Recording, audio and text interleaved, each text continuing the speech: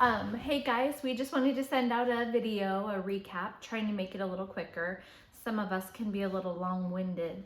So, anyways, we just first of all want to start by saying thank you so much for just all that you give to the team, all your time and energy, and And just being a part of our team is kind of the big Surface Support family, and we appreciate each and every one of you, and we just want to let you know that you guys are all seen and that we care so much about all of you. each of you, yeah. And happy Father's Day for the dads out there.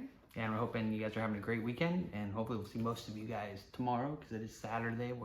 Saturday that we're doing this, and so Let's get right into it. we'll just get right into it. So I think a big thing that we've kind of seen here as a trend is that we really would like to ask everybody to be on top of RSVPing for their services. At least 1 week before your assigned service. It just helps us extremely to be able to plan for weekends that we may be kind of low on help, and we can try to shift, Fill in. fill in and shift and help with everything. Once you're doing that a week before, at the very least. Exactly. And the big thing is you kind of want to go over expectations a little bit, just a little reminder. We want to make sure that our culture is to try and serve weekly, to be consistent with that, and we understand that we do have some other agreements with other people, which we understand that also. And we know life happens. Yeah. So it's totally fine, if occasionally you're sick and need to call out or, but we want you to approve your days at least a week in advance. And then if, say it's Saturday night and you need to decline for tomorrow, that we need you to contact your lead and then also change it in the schedule. And if you don't know how to do that, ask your lead or ask us. We can show you how to change it in the schedule. Yep. And then also, we would also like to kind of remind everybody too that in our service support GroupMe post, the regular service support, and also the people that are included in the regional call GroupMe, that those are just for information from leadership. We would like to ask that nobody post anything in those two GroupMes. If you have anything that you need, please, stick to your service GroupMe, and you can post what you need in that. Everything else the other two should be just for leadership and just for out messages, outgoing, messages. Because there is headquarters like Pastor Teresa, Danny, and Yoli. They are on the main service support GroupMe, and so we've been asked to kind of keep that for information purposes, outgoing information only, which is mostly headquarters, Pat, Yoli, Danny, me, and Grant pushing out information to you guys. But in your service time GroupMes, that is where you guys can chat and talk and, do funny memes or whatever it is, because that's just us in there and you guys. And I just wanted to talk about something that Grant and I really value as leaders and as part of your family and friends is we want and love your ideas. So if you have ideas, input on things, we love to hear it. We're always open to it. All of your leads should be as well. So share your ideas with your leads and share them with us. And a lot of things have changed that way. So in keeping with communication and consistency that we prioritize is for, okay, so I'm gonna talk about huddles. So we want you guys arriving to huddle 30 minutes before your time at least. For those of us on Wednesday nights or 8:30s, then you guys will get there 45 minutes early. But it's really not fair for only a certain amount of people to be showing up to set up. If you are at the 8:30 and the Wednesday, you should know how to set up. No questions. You make it, be excellent like you are, and you should definitely know how to set up. Same as takedown. If you're at the 12 o'clock or the Wednesday, you should know how to take down also, because we are looking for leaders. Recruit your friends to join your team, but we are looking, each and every one of you should be able to lead sometimes. So we believe in you. We have an excellent team. Everybody should know how to do that. And if you do have anything that you may not know as far as what's set up or any specific things, please reach out to your leads, and they will be more than happy to show you, because we do want to kind of spread it around so that everybody knows how to do everything, and we want to share the load. Like it's just not cool for one person to always be getting there early, for always be staying late on Wednesday nights.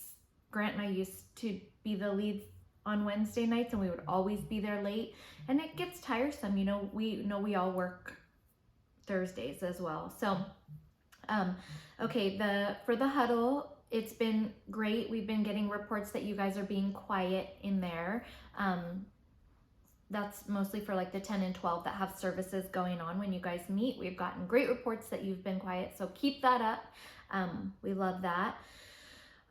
So for the huddles, even though you're getting there 30 minutes early, we really want the huddle part in there to be pretty quick. You should be peeking out to see what's happening with ministry, and then meeting with the other team really quick to see what went well in the last service.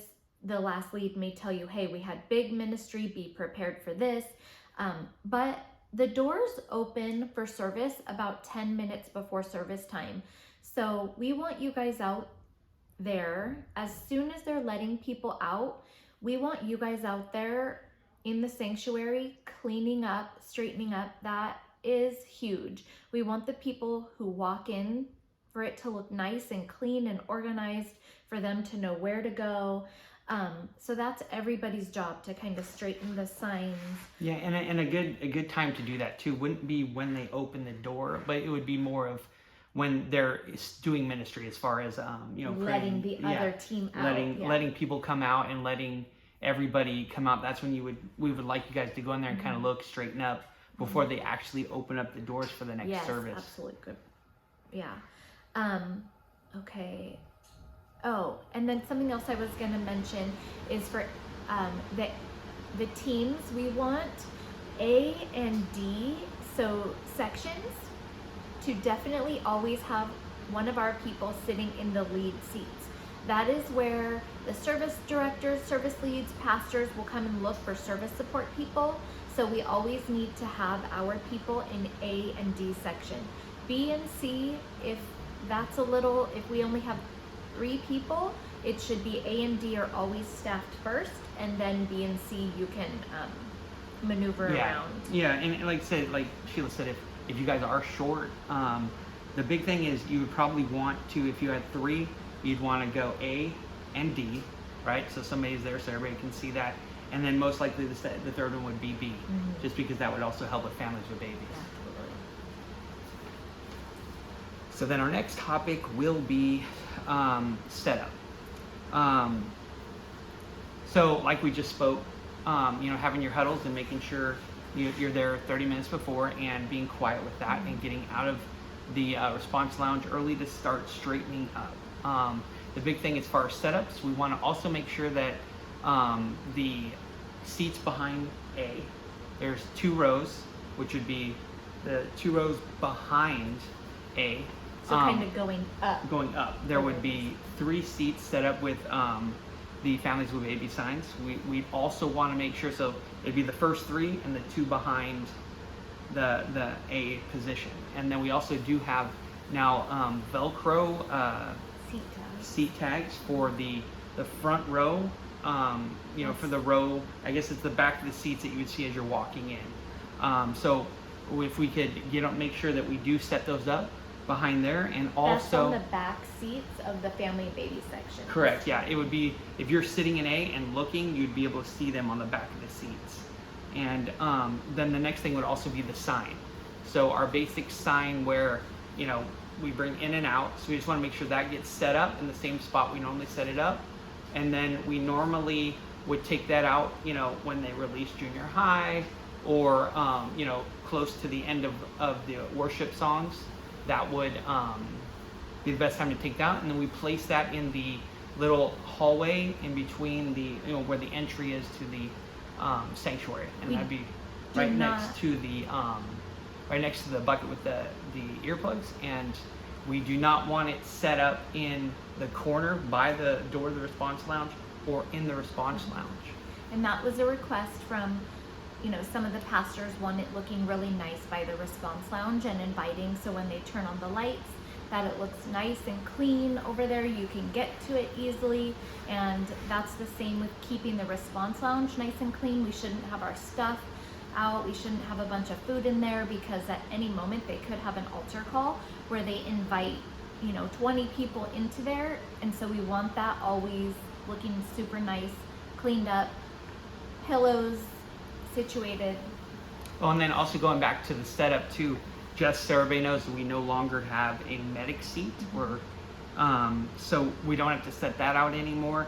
The thing we do really want to focus on is the 3 reserve seats, which are right next to the door of the sanctuary as you come in, and those would be for latecomers, so that if, specifically if the pastor's already talking and they come in late, we can seat them there. To eliminate distractions. Try to eliminate distractions, exactly. And also the front row, that one right there, we shouldn't be seating just any family in that front row. That Of should the be family baby the section. family baby section in A.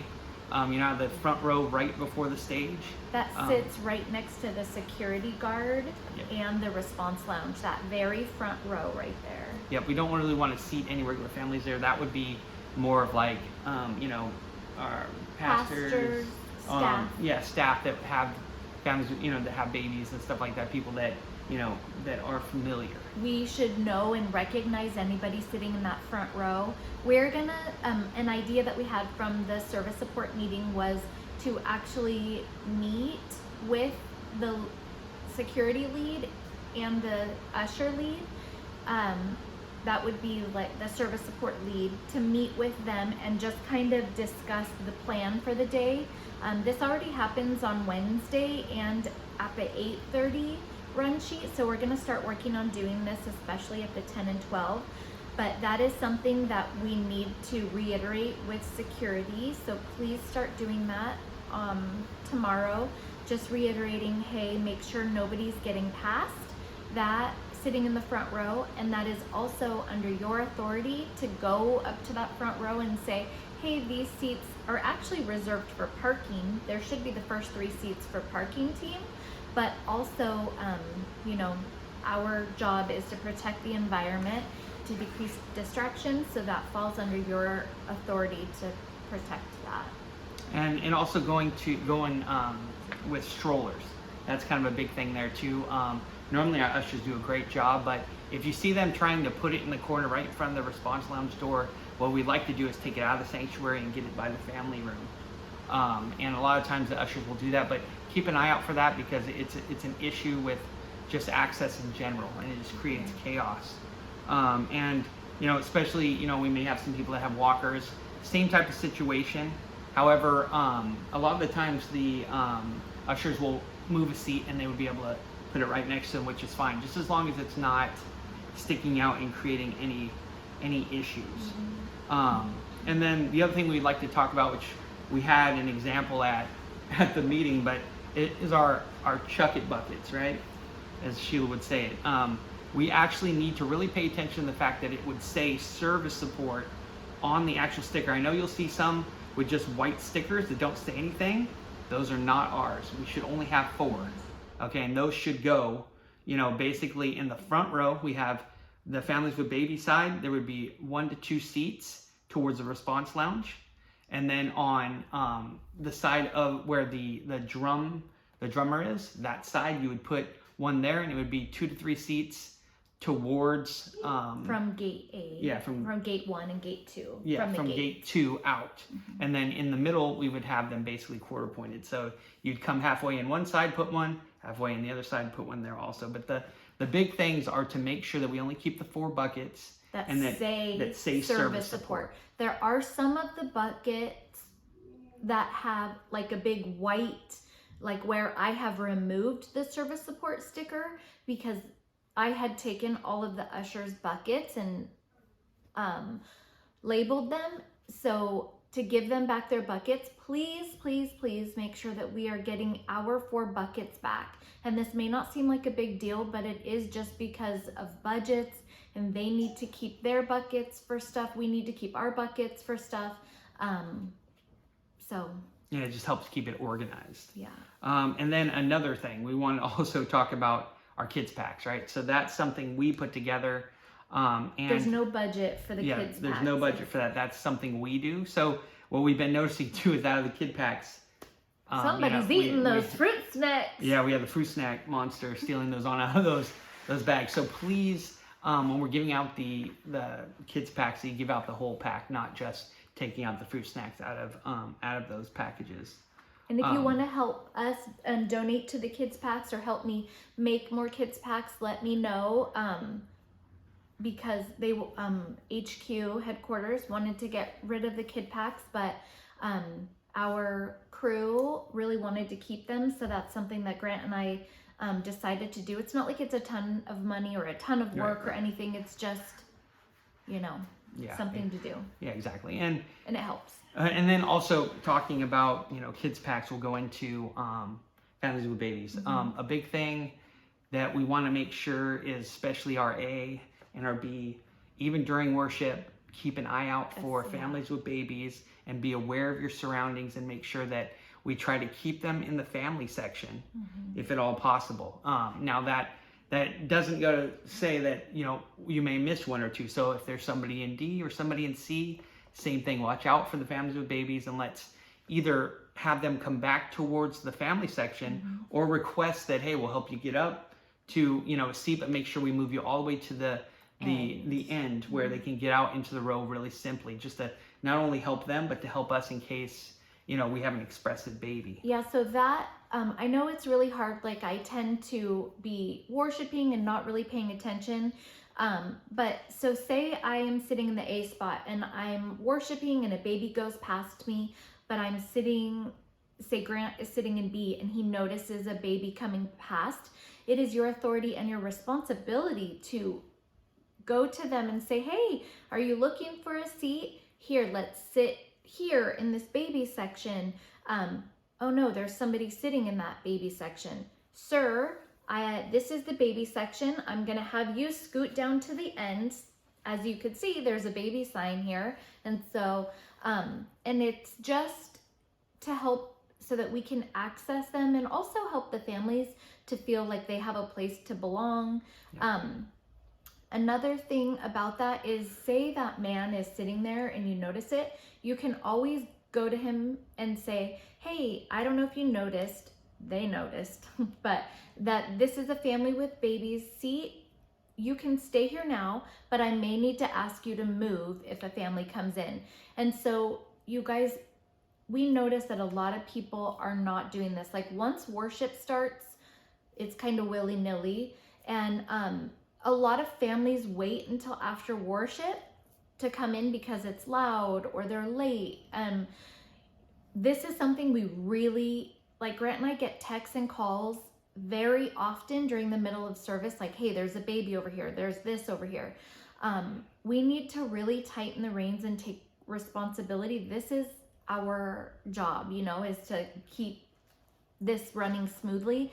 And if there's babies mishmashed everywhere, it makes it harder to be able to help the family, help the mom, because a lot of the times, this is their life, so they hear their kids all day, so they may not even realize it, And so the big thing is just being able to have access to the families, to show them where the family room is, and to help them with that. And also in talking with that, is a big thing we've noticed too is kids standing on seats, kids up, kids on the ground, kind of running around, walking around, standing by the seat. Yeah, or you have a mom that has a baby that gets up and wants to go walk and kind of pace by the response lounge and rock their baby. Or even stand there. Exactly, or just stand there. And we understand you're trying to soothe your baby. We completely understand that, but that's also why we have the family room, because that does become a distraction to everybody else behind there, because if we see it, then obviously they see it too. So it is good for you to go and tell that person, hey, we can't have you standing here, but I can show you to the family room. And the family room is actually really cool. I don't know if you guys, hopefully you've all seen it, but there's toys and make it seem exciting. I know that the idea behind, and this has worked on Wednesday nights, but is sometimes if we meet them outside of the sanctuary before they come in and just say, hey, look, can I show you the family room now? Sometimes the families will just decide to go in there straight away because it's awesome and your kids can make a little more noise. But I will say about standing by the response lounge, sometimes it's hard to tell where the noise is coming from. So we, when we're working, are fully allowed to stand there to help try to figure out where that noise is coming from. So yeah, and going to that too, we kind of do the 3-strike rule, and that's one thing that we kind of wanted to also talk a little bit about.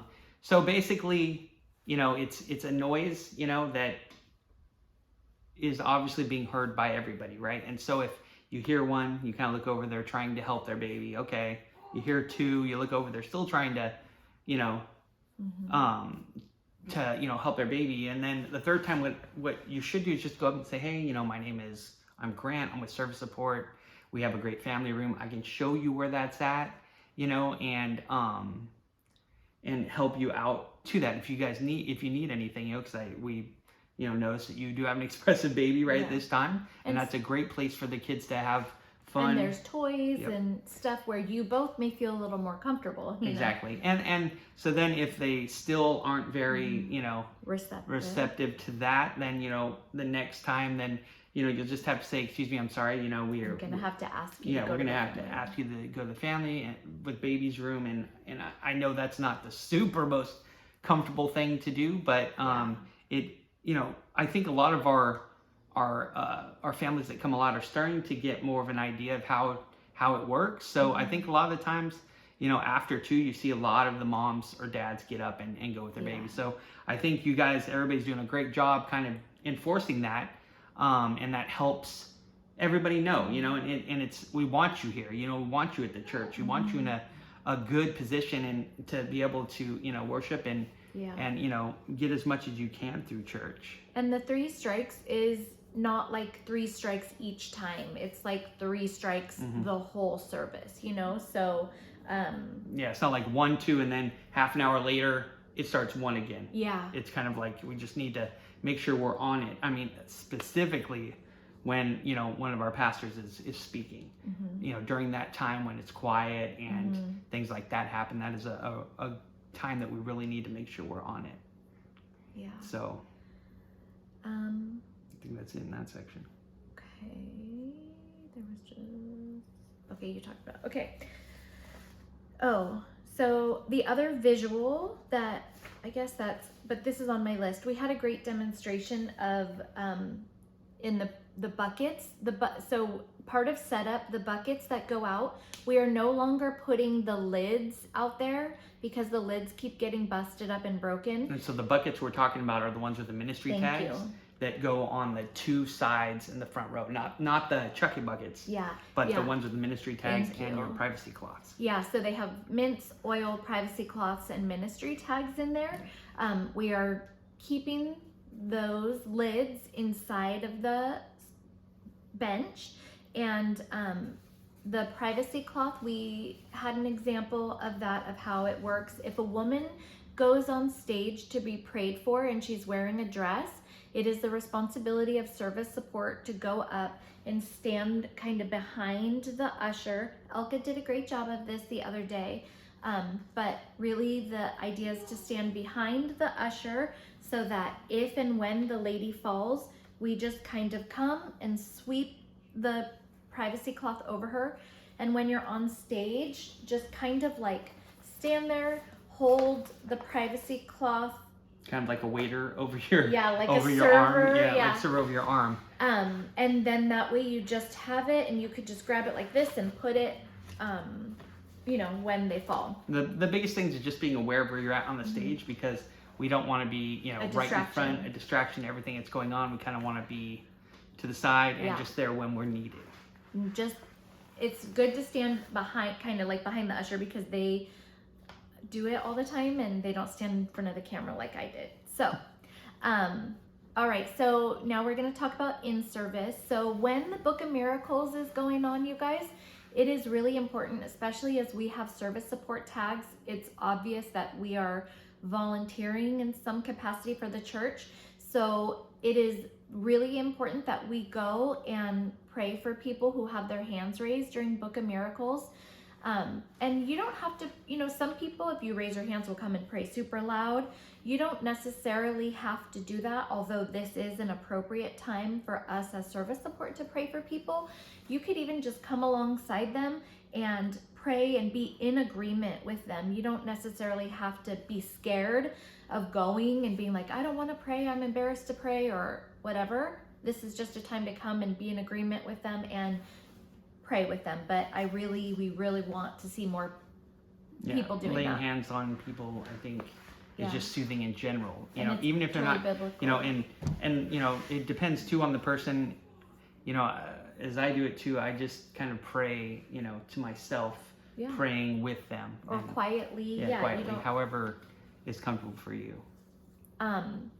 Okay, so it's okay to approach new salvations, even though we don't catch people anymore, specifically going and trying to gather the people who raised their hands. If you are not assigned to a gate at the end of service and you're assigned to say clean up, you can totally go up to, say I noticed Grant raise his hand to accept the Lord for the first time. I have all authority to go up to him and say, hey, I saw you raise your hand. Would you like to come to pray? Would you like to come get a Bible? And in this case, you can, one, take them straight to the people standing outside of the response lounge.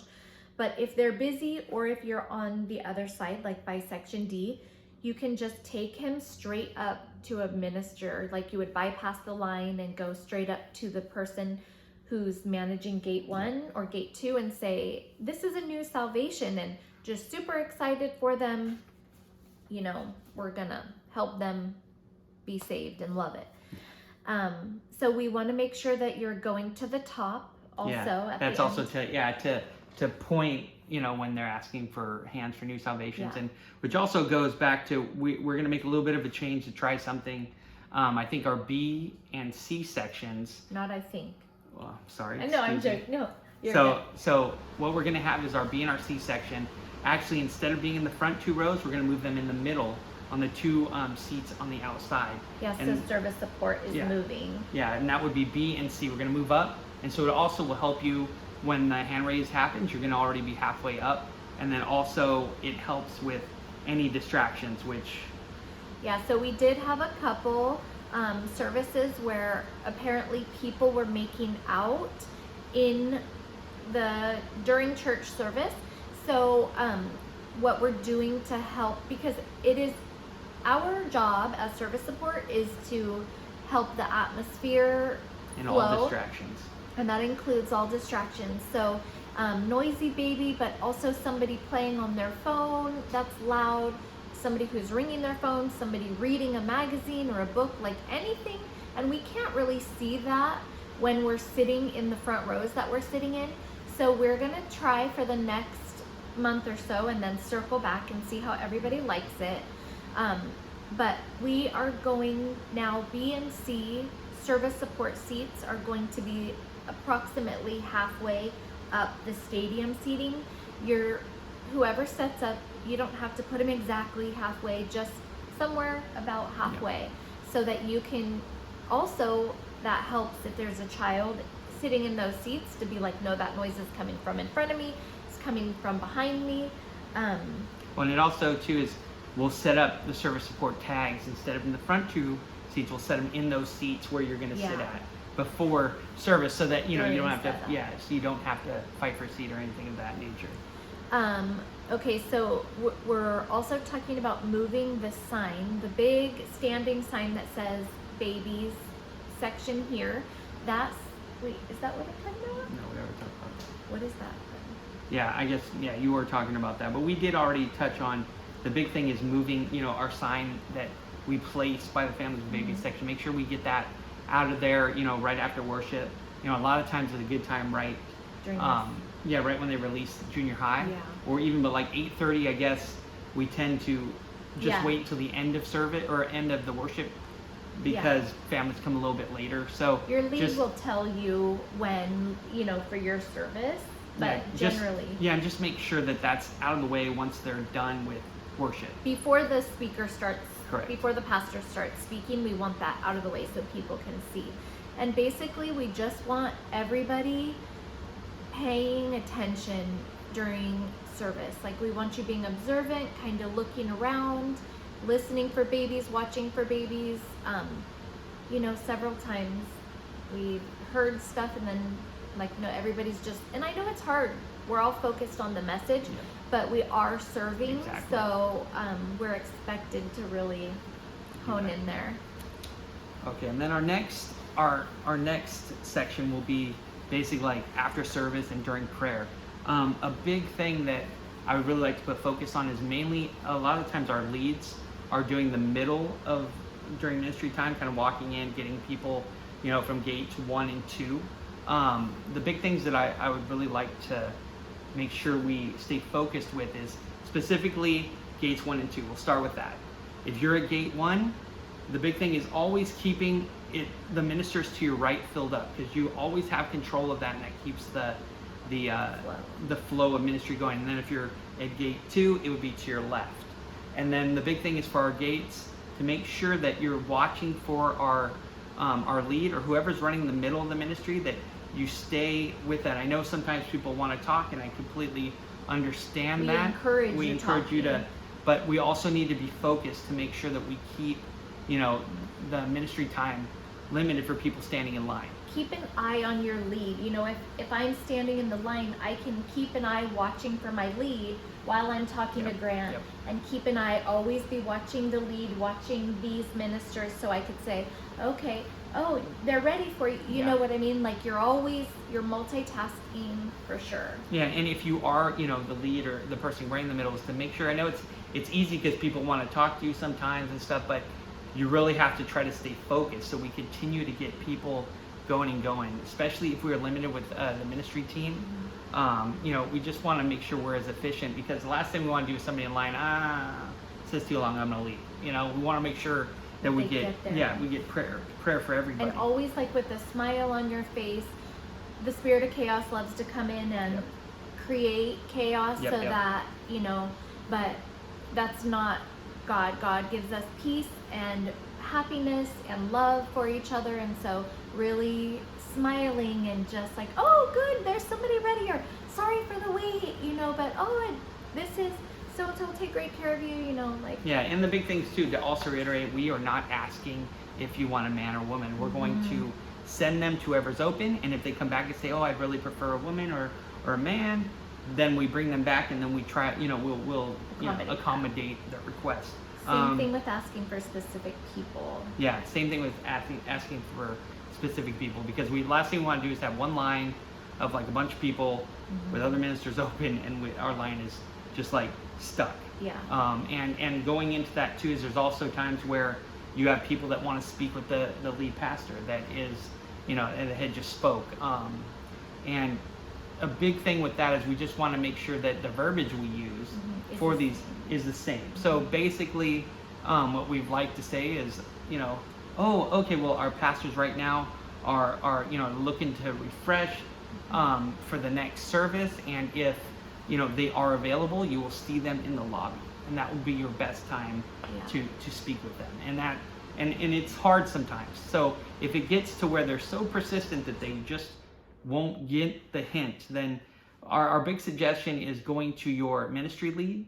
And well, it should be your service support lead. Yeah, service support lead first, and then that lead would most likely maybe talk with the ministry lead, and they can help you, get that person to another minister, or just help with the situation. Yeah, a lot of times, like one time I had a guy come to me and he just was kind of insistent, and I said, oh, well, let me get a leadership minister for you. And then just that title, and let's be honest, the fact that I brought over a man, Evan was the lead at that time, and I brought him, and then he was totally fine with that. But that's okay. Like, Evan was in leadership above me. He is a minister. We are all ministers of the Lord. And so we're not lying to them. But Yeah. And I mean, the big thing too is sometimes they may think that we're like the little person that's, not trying to actually help them. We're just trying to shoo them off. When in reality, if we get somebody that is in, that status, or anybody from the ministry team that can help us with that, it kind of gives them, oh, okay, I am. The same thing about like people who try to rush past. I've had this happen to me. I'm kind of small, and so people just think they can go right past. They're like, oh, that's my uncle. I just kind of get right in front of them, and we're not supposed to shut the gate stanchion thing. So I will usually move it a little bit closer to me, and then I stand right in the middle there so that people cannot get past me. And then if we need to, or if they say, that's my uncle, say, oh, okay, you could try to get to him or try to talk to him by going down the row of chairs and trying to get his attention that way. And then security and ushers have asked us to try not to send them down the first row, but to send them so that there's 2 chairs of protection basically between. To our pastors. Yeah, that's a big thing, is we want to make sure that we protect our pastors and protect our individuals that are in the front row, and the environment, in the environment also.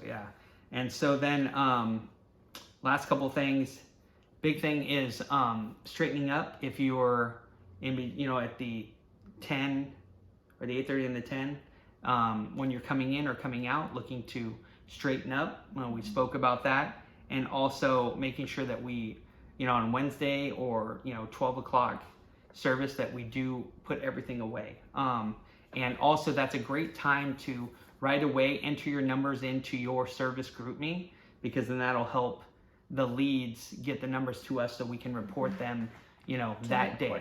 To headquarters that day, and we're not looking for those numbers for a week or so. So I mean, and it would help you also. At least I was doing it also that way, to where I just enter it right there, and then you don't forget the number. You don't forget to do it, and everybody's busy. So if that's just another suggestion, I think that would help a lot with what our numbers are. I love that. And then any special things that we were going to talk about? Oh, altar call. I already talked about the woman on stage with the privacy cloth. So for altar calls, I just want to clear up really quick how that works as far as reporting numbers and how to manage that. So when we have an altar call, say 20 people come up and we kind of push them all up in the front. So ministry team should kind of come and get in front of them, behind them, and lay a hand on them. And they're kind of buddied up. So when that altar call is done, when that prayer is done, and they either go off to the response lounge or either say, like, end the service, that is when you're gonna stop and kind of have people that are not paired up with a minister, you're gonna put them back in line. You're gonna say, hey, I'm gonna have you step back in line here so we can get you paired up with a minister and give the other people privacy. When there's been an altar call and the altar call is done, where the part where they're done praying for whatever the altar call was, we don't wanna just let people keep coming in and lining up behind ministers, behind people, getting 2 and 3 people deep, because it just creates more chaos, and we are not giving into a spirit of chaos. Well, and the big thing too is that a lot of times, hopefully, as we keep going too, when they do those altar calls, they also tend to sometimes, take all those people and have them guide them to the response lounge, which would make everybody, it would be a lot easier to get everybody in line and start the line and keep that going. And the big thing is with the altar calls, we don't count. We're not worried about the count for all the people that are up front. We're only going to worry about the people that are actually be in line that we get to ministry. Yeah. That's the big thing. We want to make sure you guys don't have to worry about counting all those people that were up there. None of those. We start from when we take control of the lines again, and then so that's the altar call. With that also, when there is an altar call for like new salvations and people go into the response lounge, usually it will be the lead that goes in there and kind of helps manage making sure that people know where to get Bibles, that they know to scan the back of our badges. So that's something we need to remember too, is that we send somebody in there and your lead will tell you who that is. That's part of a good reason why you should talk to the team before you. Yep. They could say, hey, we had a big altar call. Specifically, the lead would be probably your best one for leads to speak to each other in between, between services, and then it kind of gives you a heads up that hey, okay, if they go to the response lounge, I'll have to float over, so then I'll need this person to be in the middle and take care of this gate. And just being prepared, it just helps. Like you said, we just don't want, if we're prepared, then any kind of stuff that comes up, we're prepared for, and then we don't want to get frustrated or with any type of chaos. We don't want any of that. So so that brings it to the disruption. Like, say there's a disruption in service where I don't know, like one time I had somebody who was eating a ton of food and smelly food, and you could see it, and then she was talking, and so I just went up and asked if I could sit next to her. She said no, and I said, oh, that, and I still sat next to her, and then just quietly kind of tried, when she would make noise, I'd just be like, shh, try to quietly, and I was trying not to be a more distraction, right? But de-escalate the situation. And then if we still need more help, your lead should already be involved, but then your lead is gonna reach out to the ministry lead for the day. So, and to get help that way. And if you always, Grant and I are willing to help figure out what's happening.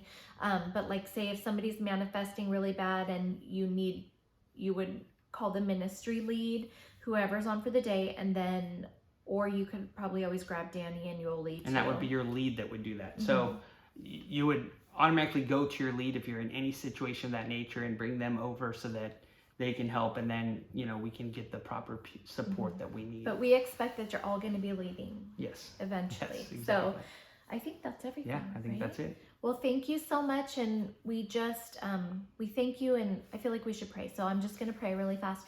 Thank you, God, for all of these people. We just thank you for their servants' hearts, and we thank you for who they are. God, we just thank you for peace to overwhelm them. We thank you for supernatural blessings, for supernatural healing, supernatural health in this season, Lord. I just thank you for a wonderful summer, for a wonderful season, and thank you so much for who they are. In Jesus' name we pray. Amen. Amen. Thank you guys so much. Any input, we're always open to. Yeah, I hope to see everybody tomorrow. Happy Father's Day. Yeah, happy Father's Day, and have a great rest of your weekend.